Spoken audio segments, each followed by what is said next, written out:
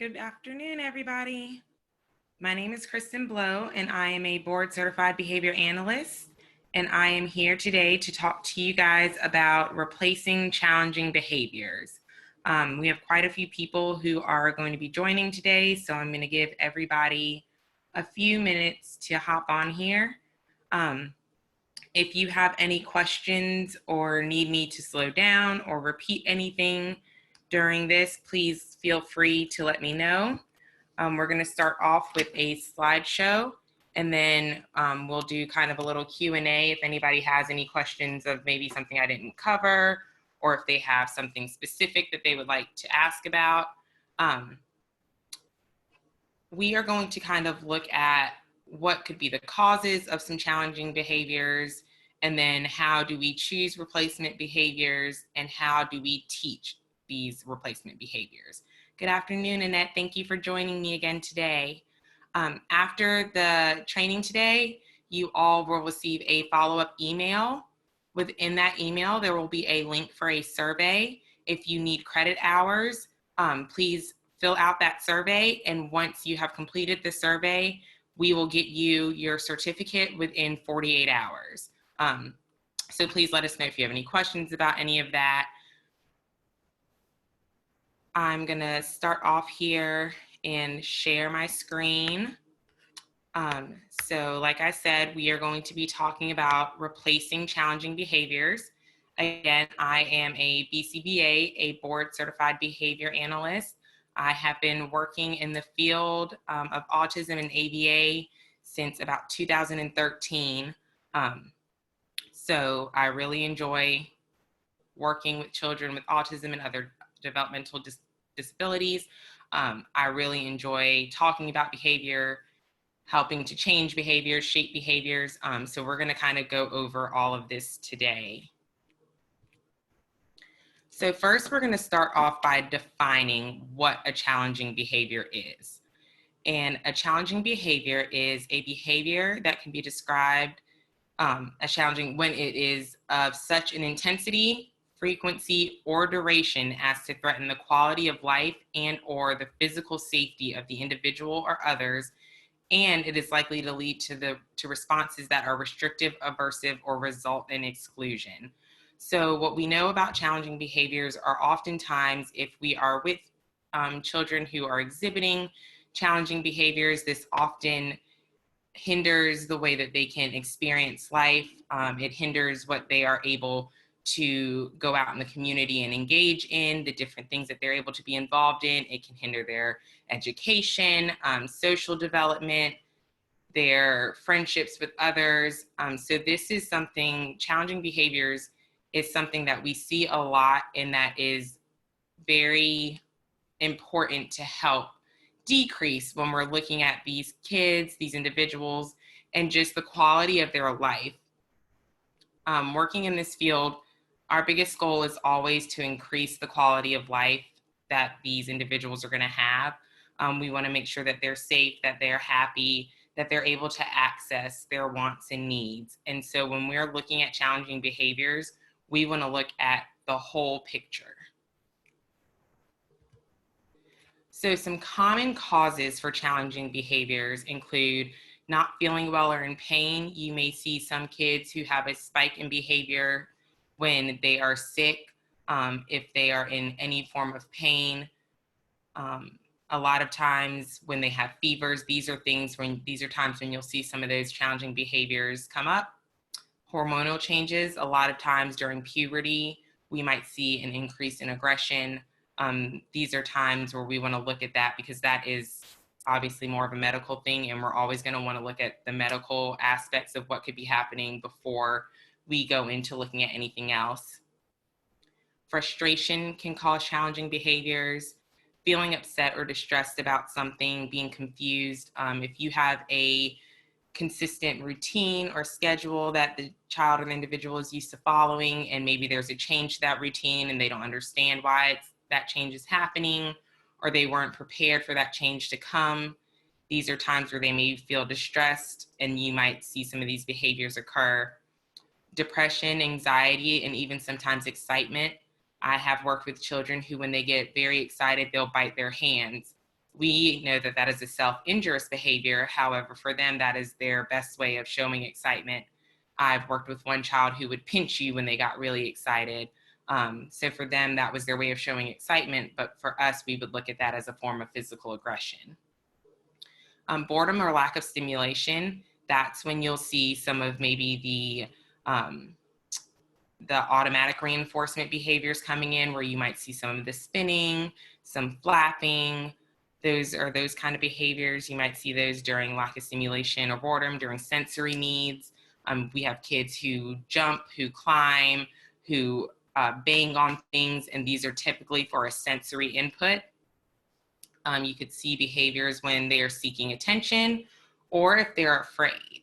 Sometimes you will see, I've had children who have fears of animals, who have fears of costumes, different things like that. And whenever they were in these situations where there might be an animal, or maybe it's Halloween, or they're at a fair, and some kids are afraid of crowds, loud noises, and you would see them begin to engage in behaviors during those times.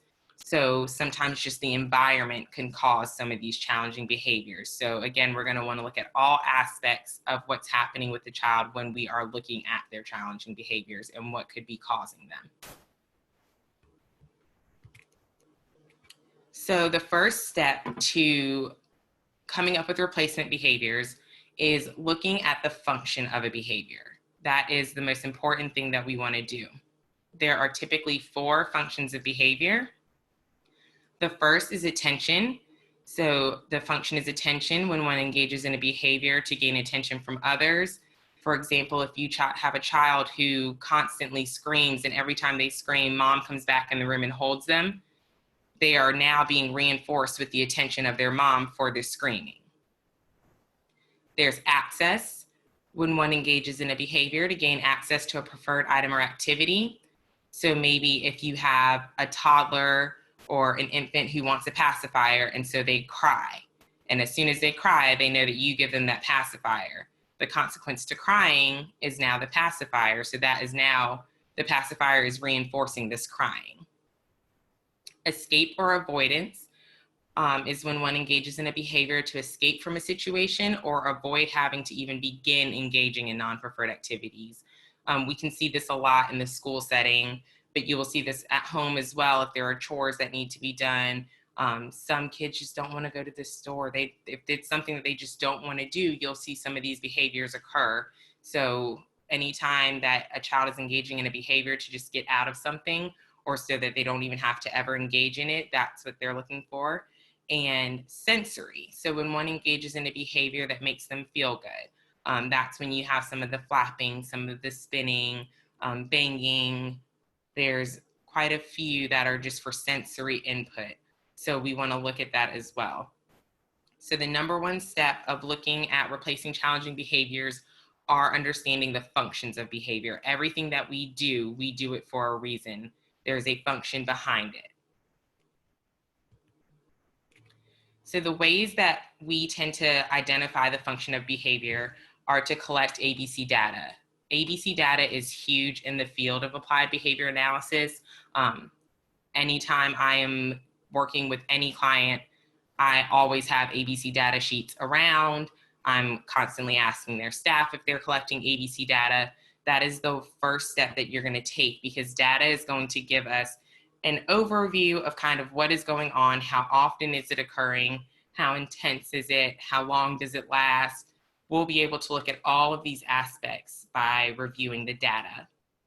So ABC data is a descriptive summary of behaviors of concern, and you'll record the A, which is the antecedent, the B, which is the behavior, and the C, which is the consequence. So when you're collecting this data, you need to look at the antecedent, which is what happened directly before the behavior began. We're not putting our own thoughts into what happened. We're not looking at it from our view. We are writing exactly what happened prior to the behavior beginning.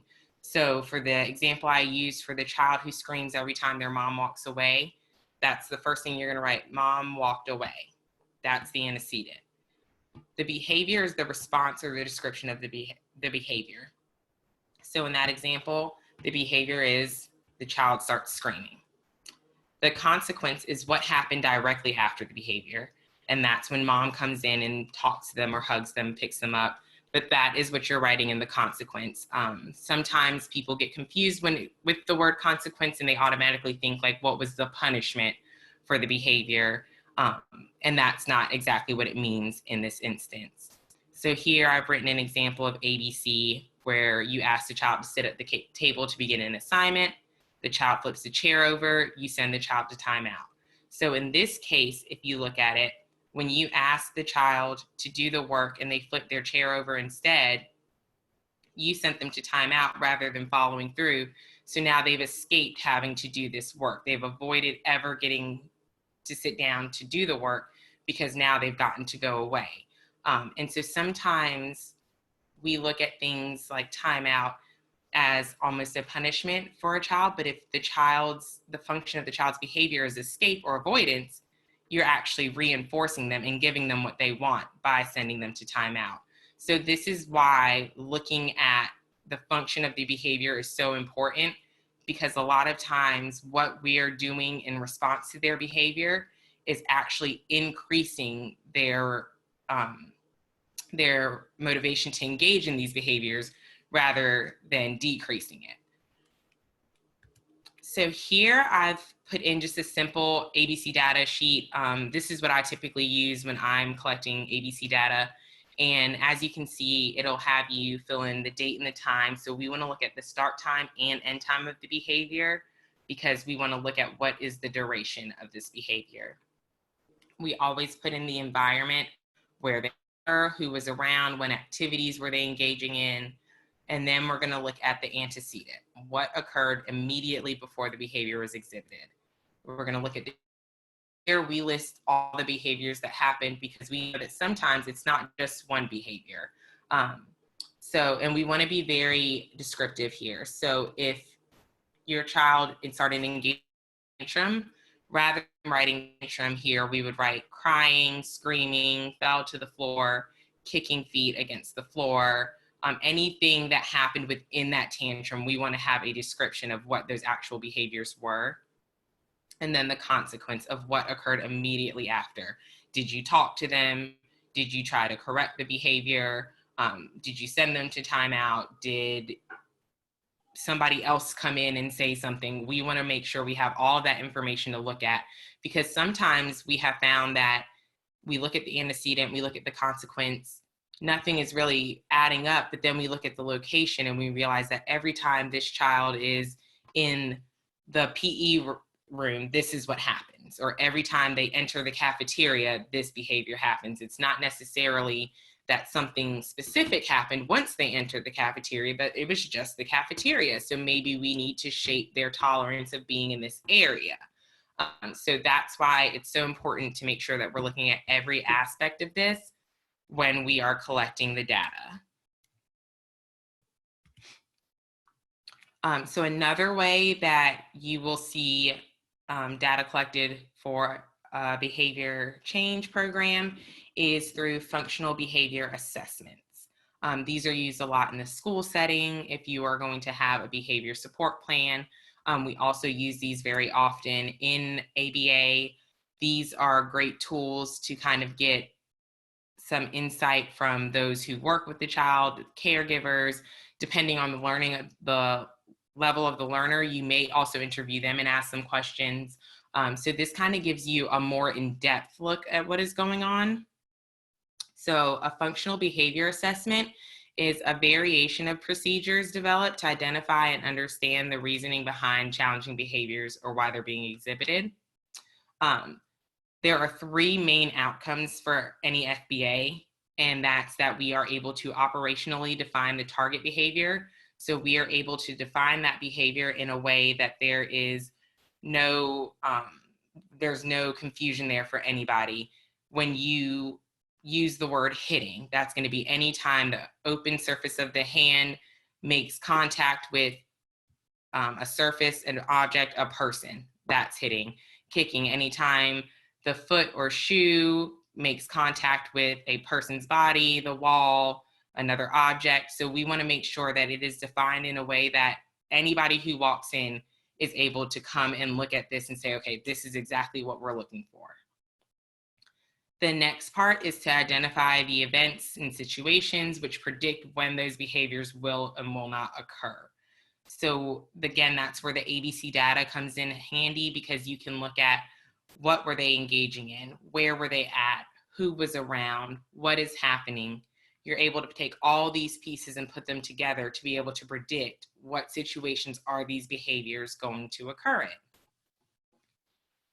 And the third part is identifying what functions the behaviors appear to serve and what replacement behaviors can we use. So at the end of every FBA, we should have those three things. We should have an operationally defined target behavior. We should be able to predict kind of where these things are going to happen. Of course, we can never always predict behaviors, but we should be able to at least predict a couple of specific time settings where we know that this is going to occur, things that are going to trigger this behavior. And then we're going to want to be able to identify what the function is. So when you look at a functional behavior assessment, the other part is this is a written up procedure. Excuse me. So what you're also going to have in this is you're going to have client and caretaker interviews.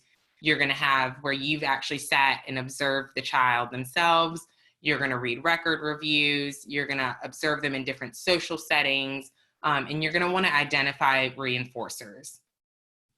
If you're looking to change any behavior, teach any new skill, the one thing that we know is that you're always going to need a reinforcer. There has to be something there to motivate the learner to see that there is a purpose in either exhibiting these new behaviors or learning this new skill. There has to be something to motivate them there. If we don't have any reinforcers, it's going to make it very difficult to be able to change any behavior or teach any new skills. So once we have gone through all of these steps, the next thing we're going to do is choose a replacement behavior. The one thing we also want to look at is choosing one behavior to replace at a time. We want to look at what is the most pervasive behavior, what is affecting them the most. Obviously, if you have a child who is engaging in self-injury, that is going to be our first behavior that we want to replace because they are putting themselves in danger. So we always want to make sure that we are immediately working on replacing any behavior that puts them or others in danger. So we're going to look at self-injury, physical aggression. Those are the two main ones that are going to be your number one choice for behavior change. If they're not engaging in any of those behaviors, then you're just going to look at what's impeding them the most. What is really holding them back from being able to engage in certain situations and really enjoy their time. Next, we're going to identify functionally equivalent behaviors, and it helps to make a list because sometimes you might come up with some things that you think are good and then you come up with something better. So having a list there of options is always great.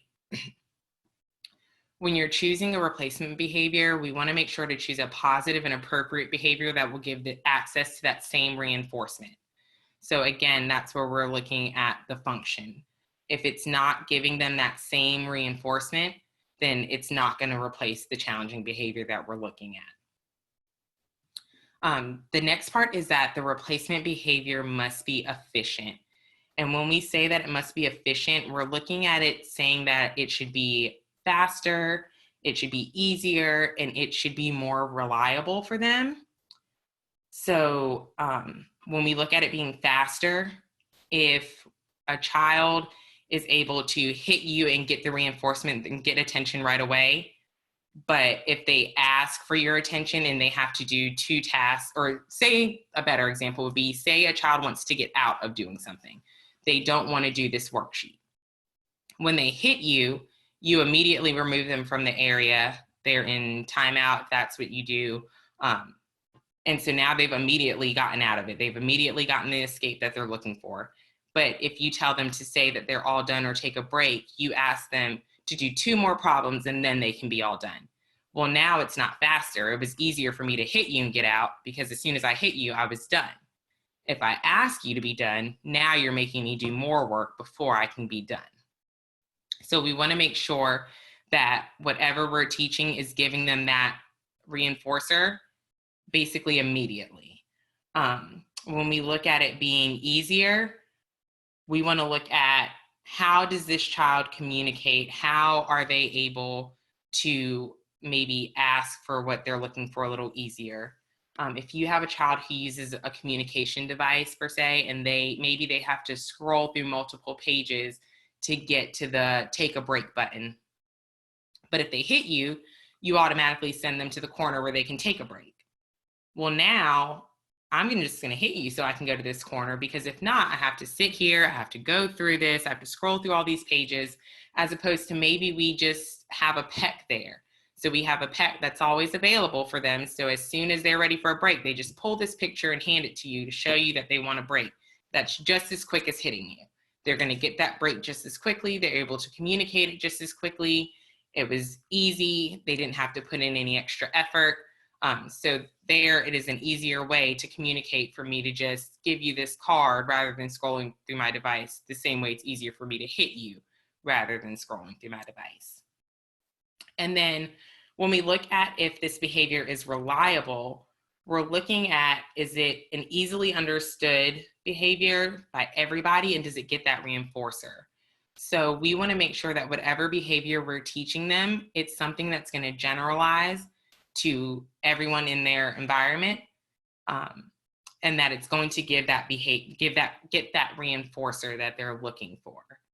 So we want to make sure that it's something that's so easy. If a child walks up to you that you've never met before and just hands you a card that says take a break, you automatically know that they want to take a break, and you can tell them, yeah, sure, go ahead, take a break. So that's what I mean when I say that we want it to be easily understood by everyone, because you never know who the child may be around. What if you have a substitute that day? If maybe you're at an outing with your family and they're in an area with somebody they don't know, but they really just need to get out of there and take a break for a minute, or they really need a drink, or whatever it might be. We want to make sure that they're able to communicate that just as easily, and that it's really easily understood by everyone who might be around. And then, so once we've kind of started going through these, we're going to want to look at, is the replacement behavior that's been chosen in the learner's current repertoire, or does it need to be taught? Because if it's going to need to be taught, then we then need to make a plan for how are we going to teach this and how are we going to make it effective. And sometimes I get the question, are there times when a replacement behavior cannot be identified? There are times that you may not be able to right away identify a replacement behavior. And during those times, that is typically when it's an automatic reinforced behavior. So if you have a child I had a child who was they would pick at their hair, they would pull their hair. It could be eyelashes from their head, from their eyebrows. It really didn't matter. They just wanted to pluck their hair. And what we realized after taking ABC data, after trying different replacement behaviors, after doing all these different things, we realized that it wasn't necessarily the plucking, but we just needed to keep her hands busy. So we wound up giving her fidgets and things like that to keep her hands busy, because there wasn't a behavior that we could give her that was exactly comparable to picking the hair. But if her hands were busy, she did not engage in the picking behavior. So the next thing we're going to look at is, how do we teach replacement behaviors? Teaching a replacement behavior is just like teaching anything else. It's just like teaching language, math, reading, any of those things. So there's going to be 4 different phases to teach a replacement behavior. And the first step is acquisition, and that's learning the selected new skill. So during this phase, you're going to introduce the skill using examples, providing ample practice opportunities, and correcting errors immediately after they occur. So this is basically the errorless teaching part of this teaching of replacement behavior. So if you are teaching a child to say all done rather than throwing their plate of food when they're finished eating, you're going to want to train this very specifically. So you're not going to do it only during meal times. You're going to practice this. You're going to sit at a table with an empty plate and you're going to show them all done, and you're going to have say we're going to teach them to pull a peck instead of throwing it if they don't have any language, or if they do have language, we're going to teach the words all done. We can teach a sign, all done. So we're going to take those different ways of how are we going to teach them to say all done, what's going to be the best way. And we're going to sit there with our empty plate and we're going to practice all done, and then you're going to take the plate away. All done, and you're going to take the plate away. So we want to make sure that we're making sure that plate is out of sight every time that they say they're all done, because that's really what they're wanting. When they're all done eating and they throw that plate, they're just showing you they're done and they don't want it there anymore. So a more appropriate way is to let you know that they're all done so you can remove the plate for them. So once you've gotten some practice in, we're going to look at the next step, which is fluency. And that's using the selected skill faster and better. Is this child able to do the skill that we're teaching a little more independently? Are they needing less prompting, less correction? And during this time, you're providing practice opportunities while gradually decreasing your prompts and assistance. So initially, you were sitting there at the table right next to them, showing them it's empty, all done, and they're saying all done, all done. They're saying all done, and you're moving it. Now you're showing them that empty plate, and you may not be giving the vocal for that. You may not be prompting them to say all done. Maybe now you've backed down to just showing them all done as a symbol. So now instead of using that vocal prompting, it's, or you could even maybe just point, like to show them like, oh, your plate's empty. So now we're just pointing at it, but we've backed down our prompting, and they're able to be able to do these skills a little more independently than they would initially. And what we're looking for is that by the end of the fluency phase, they are able to see that plate, and maybe there might be a couple second delay, but they're able to on their own go, oh, all done, and maybe hand you the plate, or you come and take the plate. Either way, it depends on how you want it to teach that. Next, we're looking at maintenance, and that's, are they using this selected skill routinely? During that phase, you're going to provide practice opportunities and monitor the student to make sure that they can perform the skill independently over time. Typically, I like to do this for at least a week. We do maintenance with different staff, and we do it over different days, multiple days, to make sure that they didn't go home and forget this skill when they got back to school. Or maybe, you know, sometimes a kid is doing something today, but they go to sleep, they wake up, they start all over. And it just takes time for them to get in the groove of doing new things routinely. So during maintenance, you want to make sure that you're still providing as much opportunity for them to engage in this new skill as you can, and just making sure that they're still doing this independently. If you're having times where they're not doing it independently, or you're seeing that, oh, it's seeming like they're just needing prompting all the time now, then you're going to want to go back a step and start training it a little slower again before you move forward. And the last step to teaching is generalization. And that's using the selected skill in different places whenever it's needed. So during this time, you're providing opportunities for the student to practice the skill with different people, different materials, and in different locations. You might be giving them maybe you're giving them food on a different plate. Maybe you're giving them food in a bowl. Maybe you're giving them food in a wrapper, and rather than throwing the wrapper, they're telling you all done to throw it in the trash. So you're giving them different ways of saying that they're all done and getting this food cleared out of the way. You're having different people come in and do it. If mom is typically the one who's doing dinner or doing the cleanup, and then dad comes in, or if you have a sibling that can come in. If you're in a classroom, you may have another teacher come in. So you just want to make sure that this skill is being generalized across people, settings, time, and materials. Once they're able to show that they can maintain this skill and that they have generalized it to different people, to different settings, that's how you know that you have succeeded in teaching this new behavior.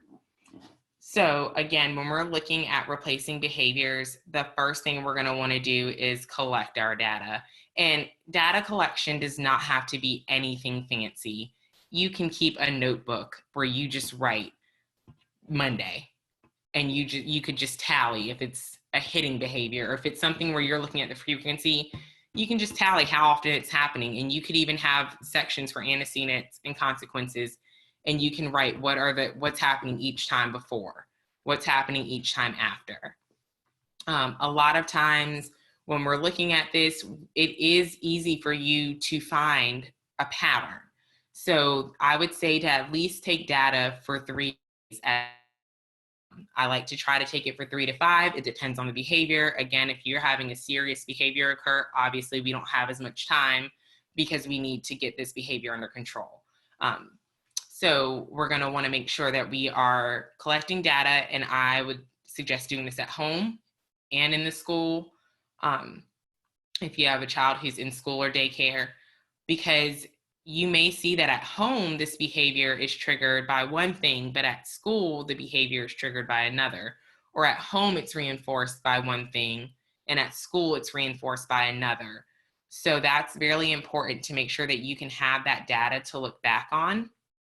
The other part is looking at the consequences, because if they are serving different functions at home and at school, then you're going to want to make sure that your replacement behaviors are serving those same functions. You're not going to be able to use that same replacement behavior at home and at school. The other thing is, if you're teaching a replacement behavior, you want to make sure that everybody who interacts with that child, who they are consistently around, and who is going to maybe come across that behavior with them, you want to make sure that they know this replacement behavior, that they know where you're at in teaching it, and that they're able to implement it. Because if you are having inconsistencies where maybe one teacher is doing it this way, one teacher is doing it that way, or mom and dad are doing it this way, but when they go to grandma's house, it's done a different way, that can be very confusing. And what you'll see is that this behavior may continue to occur. The other thing is that even after you've taught a behavior, you're still going to want to take data, because the only way to know if a replacement behavior is working is to still have data on that behavior to see has it decreased. You could have taught a new skill, but it still may not be really replacing the behavior that was happening.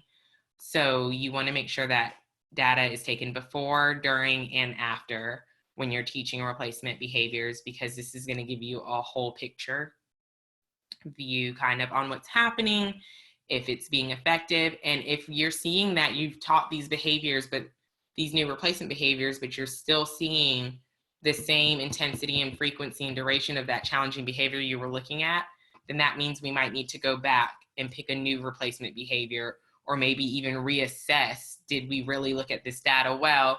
Is that really the function that it's serving? So it's really important to make sure that you are always looking at the data and kind of what is going on as far as these behaviors are working or going. The goal is obviously to always see a decrease in the challenging behavior every time. If we're not seeing that, the other thing we might need to do, because if we're not seeing it, we might also need to just, again, look back to make sure that everybody's doing the same thing, because it might not be that that replacement behavior doesn't work, but it might be that there are inconsistencies in the way that it's being taught and it's being implemented, and that is what's causing it not to happen. I have had times where I was working in the clinic and home, and in the clinic we're teaching the same behavior that we're teaching at home, but at home it seemed like nothing was happening. The behavior was staying just as consistent, but in the clinic that behavior was dropping dramatically. And what we came to find was that the parents were not consistently doing the same approach every time.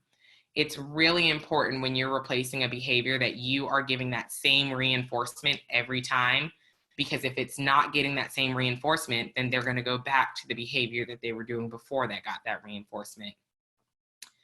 Another thing that we should know when replacing behaviors, or sometimes we might choose that a behavior just has to go on extinction.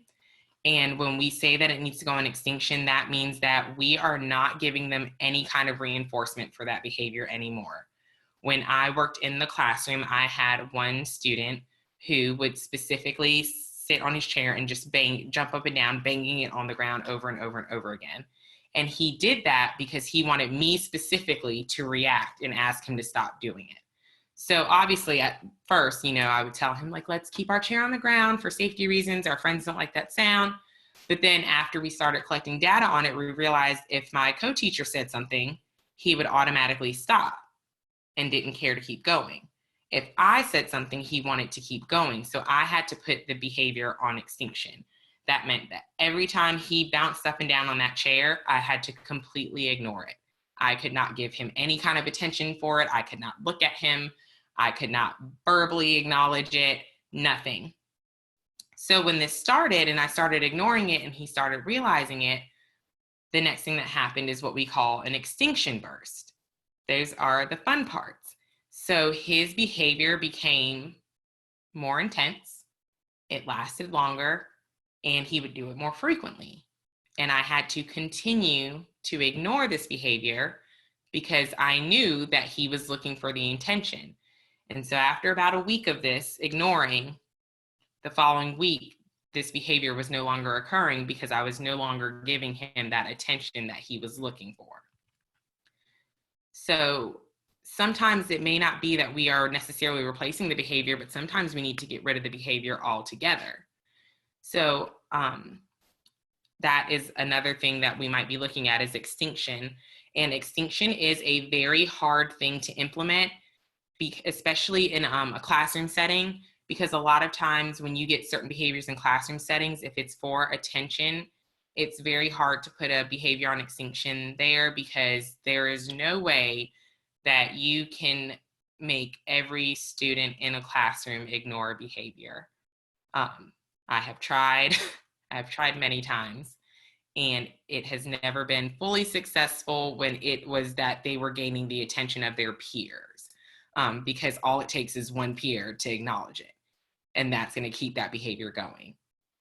So we want to make sure that while we're looking at all these different steps, that we're also looking at the environment and who they're going to be around, and is this a realistic thing to teach? I had a child who just jumped around their house all the time. They would jump all over the couch, they would jump on the beds, jumping down the stairs, and their whole thing was, it was a sensory input. So we placed a small exercise trampoline in their playroom, and they knew that, and we trained them that when they wanted to jump, we'd go to the trampoline.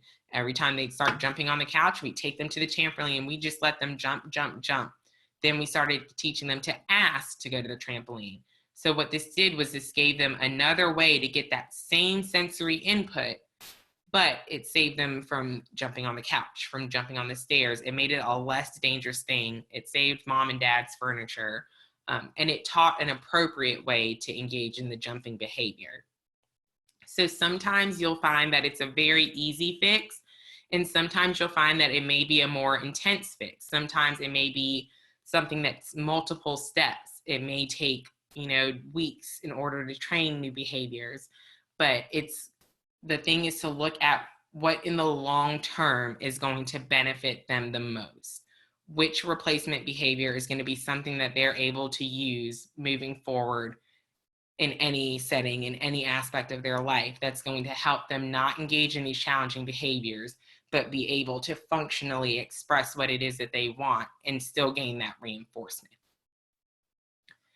So does anybody have any questions today about what we've talked about any data collection, about how to change a behavior, how to choose a replacement behavior maybe? I'd be more than happy to answer any questions.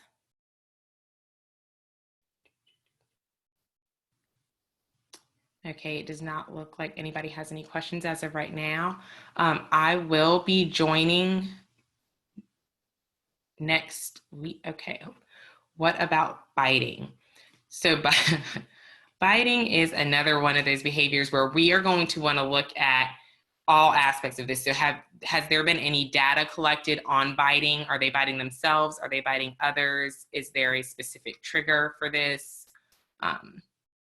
Because that's going to kind of depend. I had a child who, they would bite themselves often, and that was an easier fix where we were able to just give them a chewy pea that they could take on their own to bite. And we also have done bracelets that they could bite on. but this was, again, all through taking data. But the bracelets seem to work really well for those who self-injure and bite on their hands or wrists. The bracelets did really well, and just training that, having that on a necklace that they could just grab and bite. Inappropriate language is a good one. I had a child who did it. Again, we have to look at the function of it. I had one child who would do it just because the reactions that he would get were so unreal. And we really had to teach him, we had to start ignoring it, but we also, during times when he was not engaging in the behavior, what we did was we reinforced him for using appropriate language. So we would give him all kinds of social praise, gifts, token boards. Like, we used everything we could to really increase the value of him using his appropriate language. Because when it comes to looking at gaining attention, that learner isn't really looking at, is it positive or negative attention? They're just getting the attention. So what we did was, instead of constantly giving the attention for the inappropriate language, which we were doing at the beginning, we started giving them all the praise in the world for any appropriate language they use. And I mean, it started out where we were literally giving them reinforcers and rewards, and just like, oh my God, I love the way that you said that so nicely, or I love the voice you said that, and thank you so much for saying this. I mean, we just really ramped up and gave them all kinds of reinforcement for using appropriate language. And the more they use that appropriate language, they found like, oh, well, I'm getting all this attention for this good language. There's no need for me to really engage in the inappropriate language. For some, I've had some who use inappropriate language more as like a threat. If it's coming across in that way, then what we did was we used a lot of social stories to teach how to express when you're upset. We tried to talk about inwardly how you may feel when you're getting upset, and how to know that, identify that, and be able to then use that language to identify to others that you're feeling upset. We fade out reinforcers slowly. It's, again, going to depend on your learner, but so in that exact instance that I use with the inappropriate language, it just became one of those things where, like, now I may not verbally give them so much praise for using appropriate language, but now maybe they just have a token board for, at first we're going to start off at 4 tokens. Every so often, maybe every 5 minutes that they're not using that inappropriate language, I'm giving them a token, and they're getting to gain a reinforcer. And then as that's working and we're not seeing a rise in that inappropriate language again, I would extend the token board. So now they're having to earn 6 tokens or 8 tokens. And so we faded it out slowly that way, so where they're still gaining reinforcers, but we're just lengthening the time in between what the reinforcer is. Also, if you're using really large reinforcers, what you can do is start to give them options of smaller reinforcers that they can have throughout the day. And maybe say, like, if we make it to lunch without any inappropriate language, we get that bit large reinforcer. And then you can start shaping it to where it's like, now at the end of the day, you would get that large reinforcer. So it's definitely, you want to fade it slowly. Those were great questions. Does anybody else have any questions?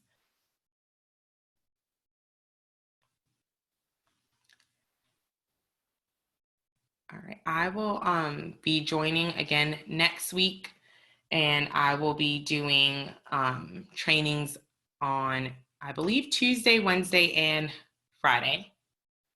Don't quote me, but I will be doing increasing social motivation and increasing play. Just different ways to maybe engage them more, to teach new play skills, to teach them that we can be fun to hang out with sometimes. Your friends can be fun. So I look forward to talking with you all next week. I thank you all for joining me this afternoon. Again, after this, you should receive an email. I'm not sure how quickly they come out, but as soon you'll get an email with a link in it. Complete the survey. Once you've completed the survey, you will receive a certificate within 48 hours. So thank you guys again so much. If anybody has any questions or anything later, please feel free to contact us and email us. And I hope to talk to you guys again soon. Absolutely. I'm so happy that I can help anybody who needs hours get them. And please feel free to reach out if you ever need any other kind of resources. Thank you guys. Y'all have a great afternoon.